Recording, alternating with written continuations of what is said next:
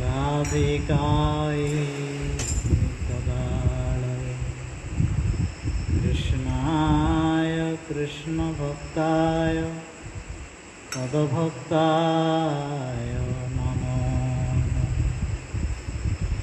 कदाचित् कालन्दितटविपिनसङ्गीततरलमुदाविरिनारिवदन कमलास्वादमदप रमासम्भु ब्रह्मामरपति गणेशार्चितपद जगन्नाथ स्वामी नयन पथगामी भव अजानुलम्बितभुजौ कनकावदातो संकीर्तनैकपितरौ कमलायताक्षो विश्वम्भर द्विजवरजुगधर्मपालो वन्दे जगत्प्रियकरो करुणावतारो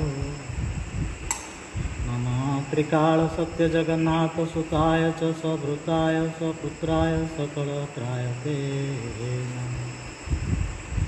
अवतीर्णौ सकारिणौ परिचिन्नौ सदीश्वरौ श्रीकृष्ण चैतन्य नित्यानन्दो दोभ्रातरौ वदे अनार्पितचरिं चिरात् करुणया अवतीर्णकलौ समार्पयितोन्मतो जलरसं स्वभक्ति श्रियम् हरे पुरटसुन्दरतुतिकदम्ब सन्दीपित सदा हृदयकन्दरे सुरतुवः सचिनन्दन सदा हृदयकन्दरे स्फुरतुवः सचिनन्दन वृन्दाय तुलसीदेवै प्रियाय केशवस्य च कृष्णभक्तिप्रदे देवी सत्यवते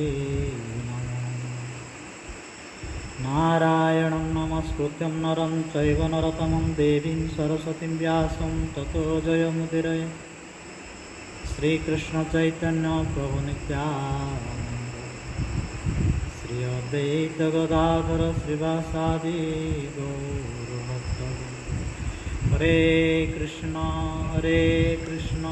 कृष्ण कृष्ण हरे हरे हरे राम राम राम हरे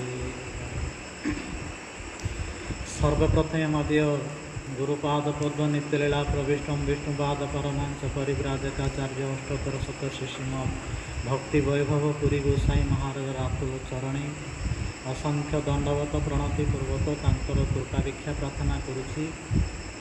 तत्पश्चात वर्तमान उपस्थित श्रीकृष्ण चैतन्य मिशनर आचार्य पूज्यपाद ओम विष्णुपाद परमहंस परिव्राजकाचार्य अष्टोत्तर शतशिष्य श्रीमद् भक्ति विचार विष्णु गोस्वामी महाराज से मोर शिक्षा गुरु एवं सन्यासी गुरु तांकर आशीर्वाद ही मु भगवत भजन पथर पथित हो पारि अशेष करुणा मो प्रति अथच अधम पतित अज्ञ हेले मध्य बापा माँ जे भावे तार संतान को लालन पालन ताड़न भर्चन करी से तैयारी करने को स्टैंड करने को चेष्टा करती सी भी चेष्टा करुँच आम मान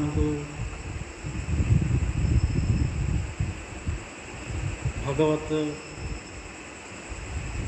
राज्य रे प्रवेश करे भगवत प्राप्ति कि भाव हो पारिबा आम मान को चेष्टा करी किसी शिक्षा दियंती अथच किसी से प्रकार भगवत ज्ञान नथिले मध्य ना संस्कृत ज्ञान ना साहित्य ज्ञान ना भगवत ज्ञान जेटा दरकार सेटा किंतु किसी नाही किंतु महाराजंकर इच्छा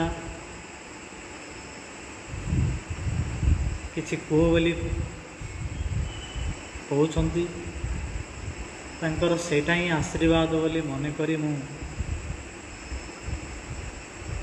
चेष्टा करुची जहाँ सेमानंक कृपारू मते मिली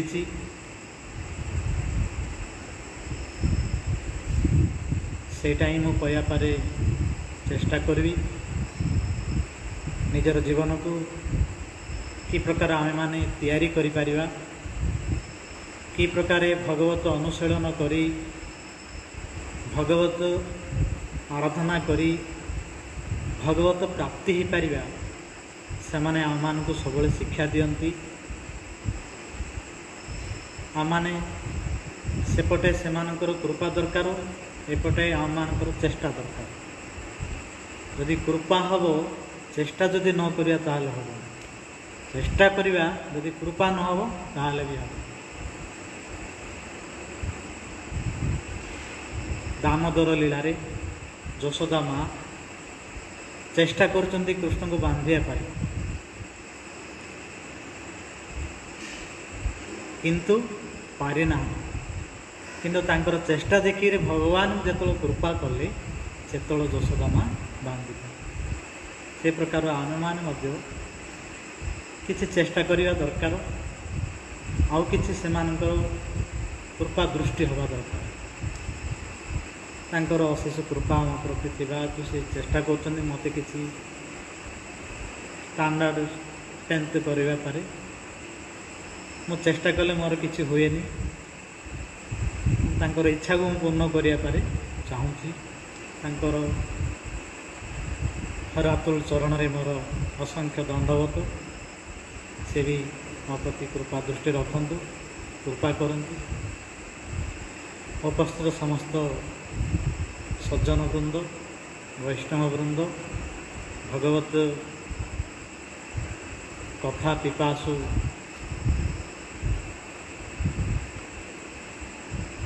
ଶ୍ରଦ୍ଧାଳୁ ଯେଉଁମାନେ ଶୁଣିବା ପରେ ଚେଷ୍ଟା କରୁଛନ୍ତି, ସେମାନଙ୍କର ଚରଣରେ ମଧ୍ୟ ମୋର ଅସଂଖ୍ୟ ଦଣ୍ଡବତ। ସମସ୍ତେ ମୋତେ କୃପା କରନ୍ତୁ।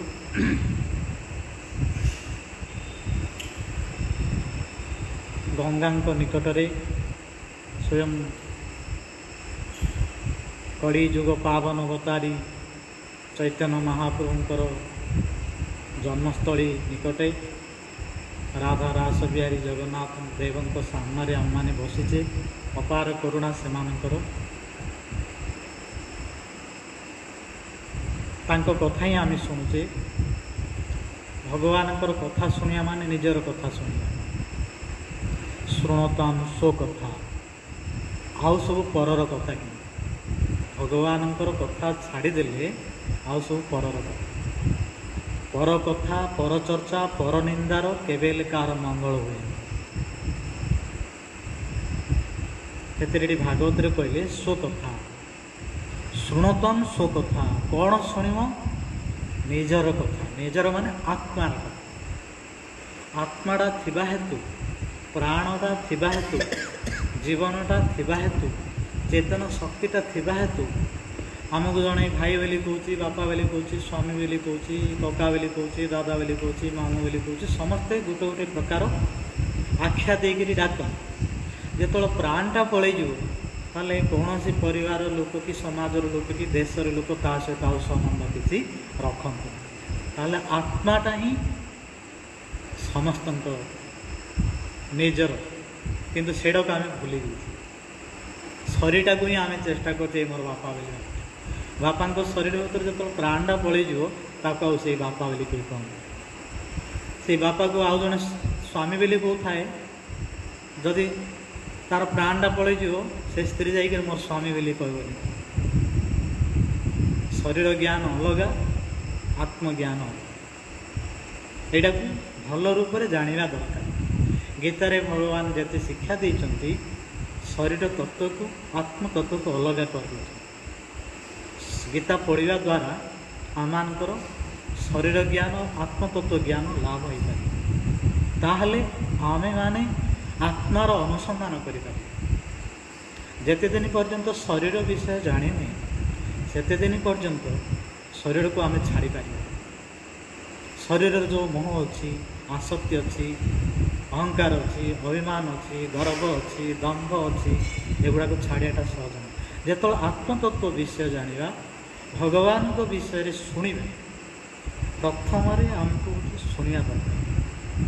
କାହା କଥା ଶୁଣିବ? ଭଗବାନ ନିଜେ ହିଁ ଭାଗବତରେ କହୁଛନ୍ତି ନିଜ କଥା ଶୁଣ। ନିଜ କଥା ମାନେ ଆତ୍ମା କଥା। ଶୃଣତାମ୍ ସ୍ୱ କଥା। ସ୍ୱ କଥା ବୋଲି ନିଜର କଥା ହେଉଛି ଆତ୍ମାର କଥା, ସେଇ କଥା ଶୁଣିବା। କିନ୍ତୁ ଆମେ ତା କଥା ଶୁଣୁଛୁ, ଆଉ ଅନ୍ୟ ସମସ୍ତର କଥା ଶୁଣୁଛୁ।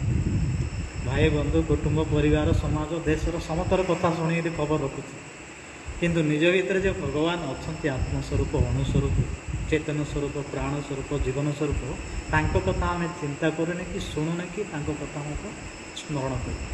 କିନ୍ତୁ ଭଗବାନ ବାର ବାର କହିଛନ୍ତି ଶୃଣତାମ୍ ସ୍ୱ କଥା, ନିଜର କଥା ଶୁଣ। ଶୃଣତାମ୍ ସ୍ୱ କଥା କୃଷ୍ଣ ପୁଣ୍ୟ ଶ୍ରବଣ କୀର୍ତ୍ତନ। କୃଷ୍ଣଙ୍କର କଥା ହିଁ ଆତ୍ମାର କଥା। ସେ ହେଉଛନ୍ତି ପରମାତ୍ମା, ଆମେ ହେଉଛେ ତାଙ୍କର ଆତ୍ମା। ସେ ହେଉଛନ୍ତି ବିଭୁ ଚୈତନ୍ୟ, ଆମେ ହେଉଛେ ତାଙ୍କର ଅଣୁ ଚୈତନ୍ୟ।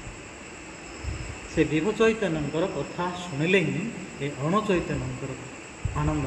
କାଲି ଆମେମାନେ ଆଲୋଚନା କରୁଥିଲେ ସबै ପୁଂସା ପରଧର୍ମ ଯତ ଭକ୍ତିର ଅଧ୍ୟକ୍ଷ ଯେ ଅହେତୁକି ଅପ୍ରତିହତା ଜୟ ଆତ୍ମା ସୁପ୍ରସିଦ୍ଧତି। ଆତ୍ମାର ପ୍ରସନ୍ନତା କେତେବେଳେ ଲାଭ ହେବ? ଯେତେବେଳେ ଅଧ୍ୟକ୍ଷ ଯେ ଭଗବାନ କୌଣସି ଇନ୍ଦ୍ରିୟ ଦ୍ୱାରା ଆମେମାନେ ତାଙ୍କର ବିଷୟ ଜାଣିପାରିବା ନାହିଁ, ସେ ହେଉଛନ୍ତି ଅଧ୍ୟକ୍ଷ ଯୋଗ। ତାଙ୍କ କଥା ଯଦି ଆମେ ଶୁଣିବା, ସେ ହେଉଛନ୍ତି କୃଷ୍ଣ। ବ୍ରହ୍ମ ସଂହିତାରେ ସ୍ୱୟଂ ବ୍ରହ୍ମା ପରୀକ୍ଷା କରି ଶେଷରେ ପ୍ରଥମରେ ହିଁ ବର୍ଣ୍ଣନା କରିଛନ୍ତି ଈଶ୍ୱର ପରମ କୃଷ୍ଣ। ସମସ୍ତେ ଈଶ୍ୱର ଅଛନ୍ତି, ପ୍ରତ୍ୟେକ ଦେବାଦେବୀକୁ ଈଶ୍ୱର ବୋଲି କୁହାଯାଏ। ଯେହେତୁ ଏହି ଜଗତର ସେମାନଙ୍କୁ ଲାଳନ ପାଳନ ଦାୟିତ୍ୱ ଦିଆହେଇଛି, ସୃଷ୍ଟି କରିବା ଦାୟିତ୍ୱ ଦିଆହେଇଛି, ପାଳନ କରିବା ଦାୟିତ୍ୱ ଦିଆହେଇଛି, ଆଉ ସଂହାର କରିବା ଦାୟିତ୍ୱ ଦିଆହେଇଛି।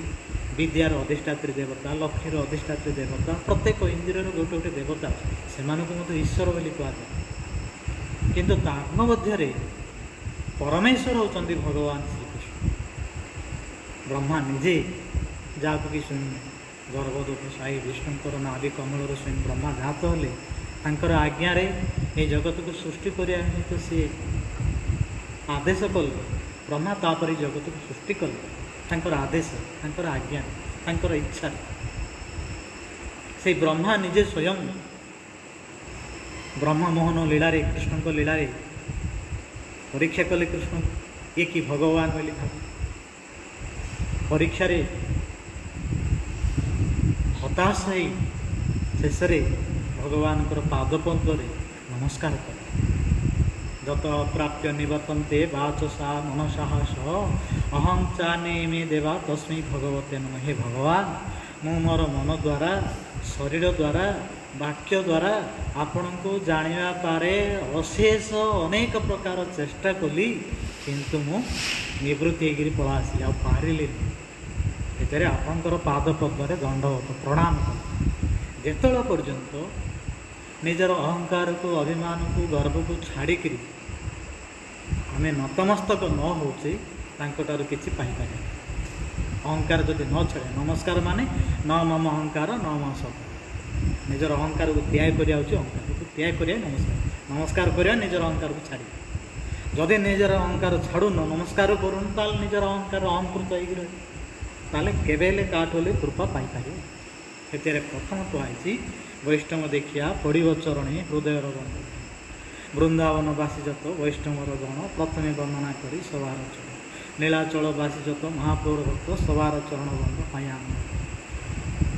ସବୁ ଜାନବଦୀପ ବାସିଯତ ମହାପ୍ରଭୁର ଭକ୍ତ, ସବାର ଚରଣ ବନ୍ଧ ହୟାମ। ପ୍ରଥମ ବନ୍ଦନା କରାଯାଉଛି ଚରଣ ବନ୍ଦନା କରାଯାଉଛି। ସାଧୁ, ଗୁରୁ, ଭଗବାନ ଚରଣ ବନ୍ଦନା ଛଡ଼ା ଆମର ଭକ୍ତି ନାହିଁ। ହରିଭକ୍ତି ବିଳାସରେ ଯେତେ ସବୁ ଯଜ୍ଞ ଅଛି, ଯଜ୍ଞମାନଙ୍କ ଭିତରେ ସର୍ବଶ୍ରେଷ୍ଠ ଯଜ୍ଞ ହେଉଛି ନମସ୍କାର। ଯେକୌଣସି ପୂଜା କରିବ, ଯିବା ଆଗରୁ ଆଗେ ନମସ୍କାର କରିବ। ମନ୍ଦିରକୁ ଯିବ, ମନ୍ଦିରର ପାର୍ଶ୍ୱ ଦେବତା ଅଛନ୍ତି, ମନ୍ଦିରକୁ ଆଗେ ନମସ୍କାର କରିବ। ସିଡ଼ି ଚଢ଼ୁ ଚଢ଼ୁ ସିଡ଼ିକି ନମସ୍କାର କରିବ। ମନ୍ଦିର ଉଠୁ ମନ୍ଦିରକୁ ନମସ୍କାର କରିବ। ପାର୍ଶ୍ୱ ଦେବତାମାନଙ୍କୁ ନମସ୍କାର କରିବ। ଭିତରକୁ ଯିବ, ଆସନକୁ ନମସ୍କାର କରିବ। ନମସ୍କାର ଛଡ଼ା କଥା ନାହିଁ। ଫୁଲ ଶୁଦ୍ଧି କରିବ, ନମସ୍କାର କରିବ। सब जगह नमस्कार दरकार। नमस्कार छा तुम अहंकार जीवन, अहंकार न कले नमस्कार न कले तुम कौन कार्य सिद्धि से नमस्कार कर। भगवान निजे भी कहले मु सर्व अंतर्यामी स्वरूप समस्त हृदय भितर अच्छी मत नमस्कार कर कहले। आम जन को नमस्कार करते क्या नमस्कार कर भितर भगवान अच्छे नमस्कार कर। भगवान नदेले नमस्कार करते से भाव में आम मैंने नमस्कार करिया दरकार। सर्व अंतर्यामी स्वरूप, आत्मा स्वरूप, प्राण स्वरूप, जीवन स्वरूप, चेतन स्वरूप भगवान अच्छा हृदय भितर समस्त एपार नमस्कार करने दरकार। ब्रह्मा निजे जेतल पर्यंत नमस्कार न कर से निजर चेष्टा कर इंद्रिय द्वारा भगवान को जापारे से नमस्कार कले जो भगवान मार जो कहते ब्रह्म मोहन लीला बिल्कुल ताको अने ना स्तुति कले बिल्कुल ताको अने ना कहीं ना भगवान जो ब्रजर लीला करते मधुर लीला करते सी से पाखे बड़ है ना समस्त छोट हो लीला कर। यशोदा माँ पाखे छोट होते देव नंद बाबा पाखे छोट होते नंद बाबा कही बाबा मोर जूताटा आणलु बोलिके से जूताटा मुंडे धरिकी आस प्रत्येक खेल प्रत्येक मुहूर्त भगवान खेलिए सहित हारी जाऊँ हारिकी भक्त को उच्च कर भक्त को श्रेष्ठ कर। भक्त पाखे भगवान हारिले भगवान आम ता पाखे जिणीगले सी आम यहाँ हूँ मधुर लीला। मधुर लीला हूँ सर्वाद्भुत चमत्कार लीला। यहाँ हूँ चमत्कार भगवान समस्त देवादेवी अनंत कोटि ब्रह्मांडर अनंत कोटि देवादेवी समस्ते जहाँ वंदना कर ब्रजरे से छोट छोट बालक मान तार इंटा खाई सहित खेलिकी मजा मुजी करी समस्त को खांदे बसईकरी हारी जाइकरी खांदे बस मैंने जगह पिठे बसई नौ समस्त पाखे हारी जाइए वृंदावन जो जो लीला कर भगवान से हूँ समस्त देवादेवी मान देखिए आश्चर्य होती सर्वाद्भुत चमत्कार लीला चमत्कार लीला सर्वाद्भुत चमत्कार लीला कल्लोल वारिदी अतुल्य मधुर प्रेम जो मधुर प्रेम होती कहीं तुलना कर पारि ना ब्रजवासी मान सहित ब्रज बालक मान सहित जो प्रकार लीला कर चिंतार अतीत ग्रस्त ये अध्यक्ष बोली कौन से चिंता कहीं कर चिंतातीत वस्तु से ए प्रकार लीला कर समस्त अद्भुत लीला कर सर्वाद्भुत चमत्कार लीला कल्लोल वारिदी अतुल्य मधुर प्रेम मंडित समस्त को निजर ब्रजवासी मानू निजर सखा सखी मानू ए प्रकार मंडित कर प्रकार सम्मान देती समस्त पाखे सब हारी दे अतुल्य मधुर प्रेम मंडित प्रिय मंडल तांकर जो जो माने प्रिय थे से पाखे हारी दे हार मानी सर्वाद्भुत चमत्कार लीला कल्लोल वारिदी अतुल्य मधुर प्रेम मंडित प्रिय मंडल त्रिजगत मानस आकर्षी मुरली कल पूजित तांकर मुरली ध्वनि द्वारा त्रिजगत समस्त की मोहित कर देते असमान ऊर्ध्व रूप विस्मापित चराचर और रूप द्वारा चर अचर समस्त विस्मित मोहित होते ए प्रकार भगवान ब्रजरे सबुठ सर्व अद्भुत लीला करते आउ कौन सी अवतार ए प्रकार लीला करना ये कृष्ण होती कहीं ना से स्वयं भगवान तांकर इच्छा शक्ति द्वारा जहाँ इच्छा ताहा कर भगवान आउ अन्य माने जो माने आसी अवतरण होकरी सेमानकर सीमित आकार किसी करी पलि किंतु कृष्णकर जहाँ इच्छा ता कर जहाँ को जे भाव इच्छा करते ब्रज लीला कृष्ण कौन से अस्त्र को धारण करना बिना अस्त्र समस्त की असुर मान को निधन कर पुतना को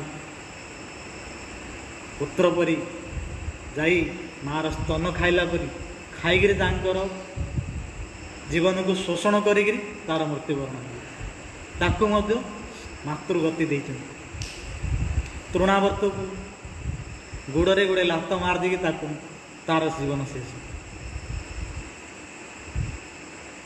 बक्का अघा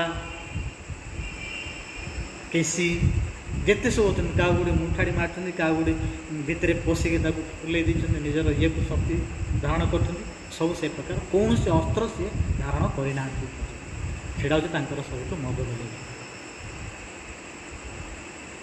ए प्रकार भगवान चमत्कार चमत्कार लीला कर लीला को कौन सी देवादेवी पर्यंत कहीं बुझीपारी ना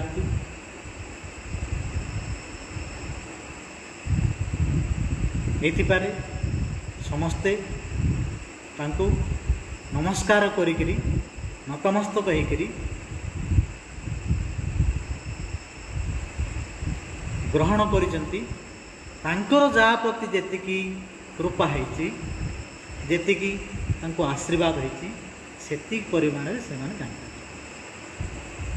कहुई ईश्वर कृपालेश हयत जहारे से ईश्वर तत्व जानवर जहाँ जेतिकी परिमाण रे कृपा हम से सेतिकी परिमाण ही जापर भगवान निजे चेष्टा कले ब्रह्मा पर्यंत हारी नान्तम विदामय ममे मनय ग्रजास्ते माया बल पुरुष कुतो परये गायन गुणान दश शतानन आदिदेव नाश्यति समवश्यति नाश्य पार अनंत देव अनंत दिन धरे भगवान नाम रूप गुण लीला कीर्तन श्रवण करने चेष्टा कर सी पारि पारिना अंत ही पाइना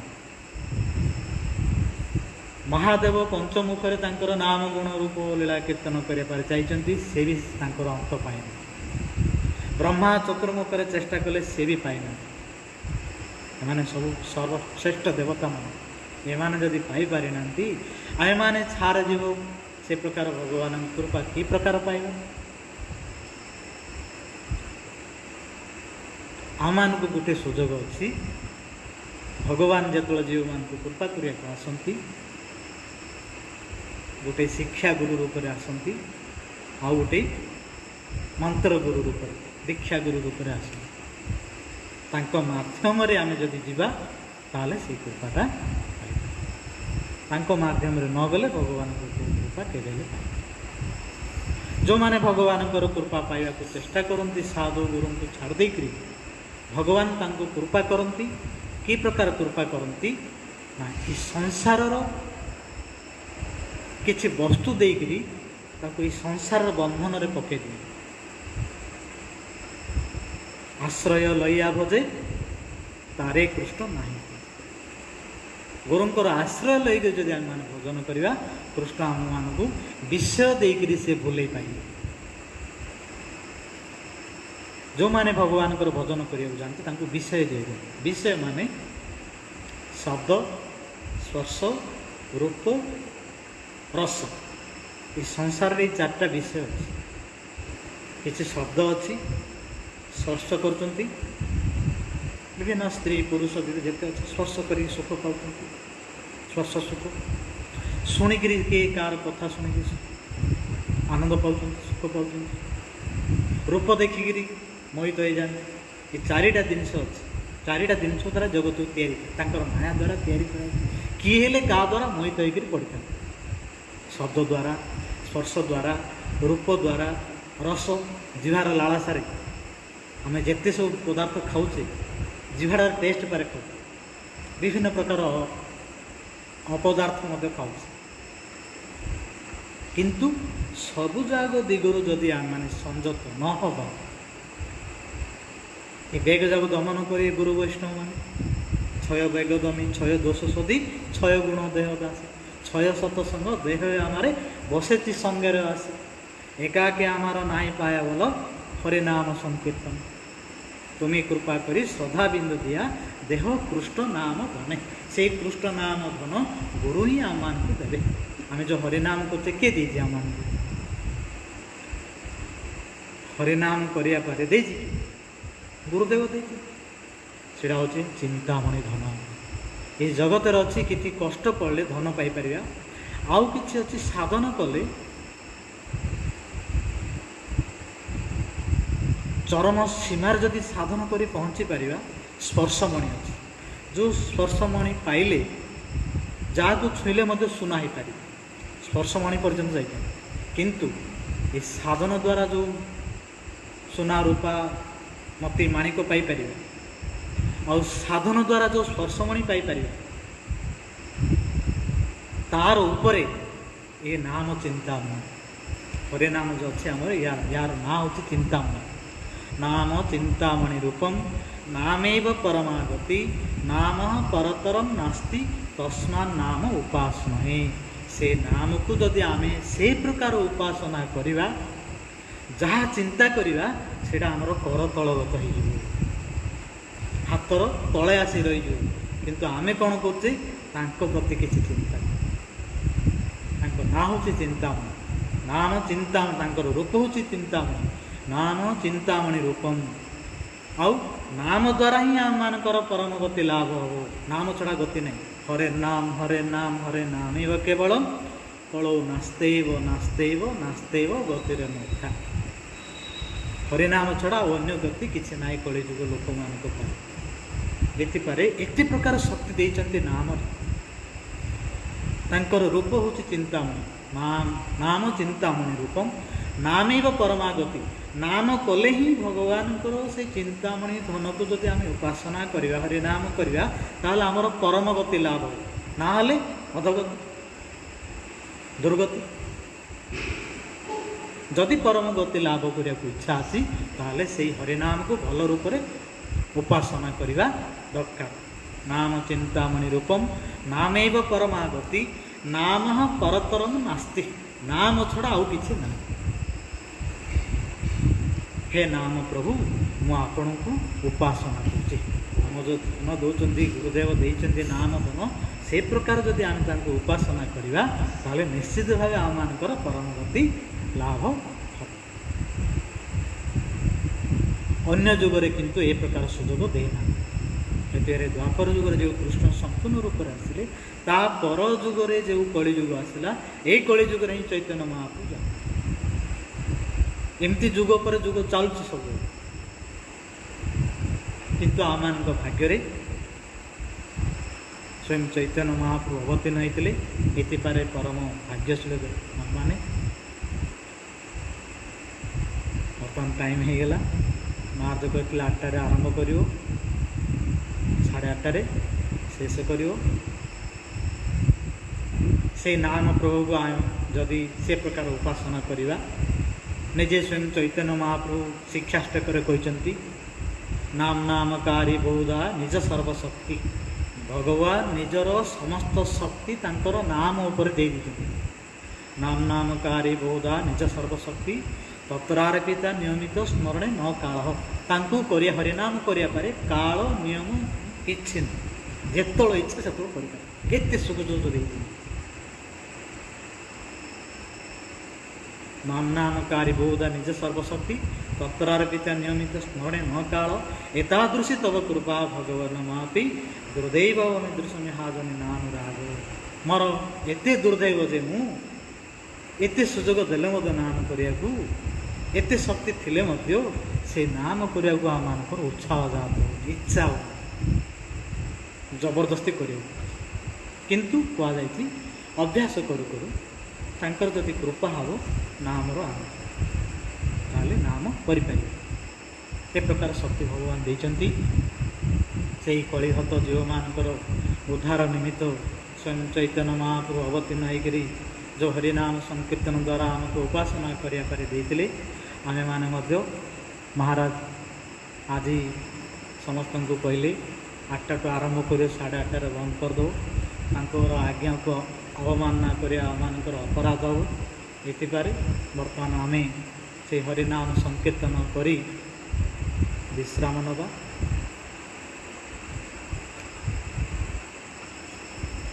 हरे कृष्ण कृष्ण कृष्ण हरे